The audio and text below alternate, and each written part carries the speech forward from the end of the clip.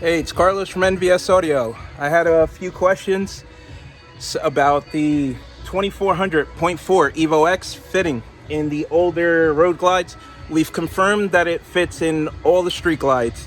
The older 13 and down and the newer 14 and up, it fits. The road glide, the newer ones, 15 and up, it's not gonna fit. Major cutting, it's not gonna fit. But on the older road glides, we have this 03 that we're doing a bunch of work on. So we added all the parts I was able to measure for you guys.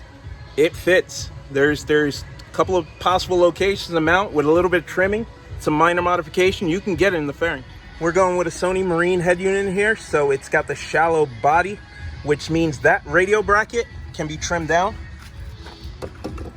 And there's plenty of room for that to fit in there, being that the radio is only going to take half of that real estate. So if we trim these two side brackets down, there's more than enough room to fit the amp there. We're going to remove this Hog Tunes amp. So the gauge is in the way. So if you remove that gauge or put a smaller gauge in there like the Dakota Digital, then there's more than enough room for the amplifier to fit if you trim the top feet. But the least amount of modification possible would be putting it here in the pocket. It's a snug fit, but if you trim out part of the bottom of the pocket, this thing will slide all the way in, or if you heat the pocket up.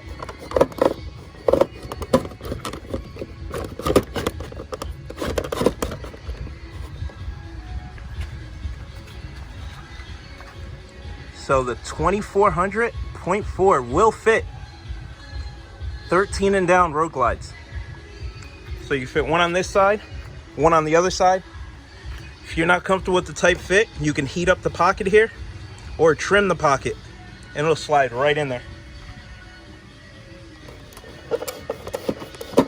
So you can fit it there. If you're willing to give up the gauge, you can fit it there. If you don't want to give up the gauge,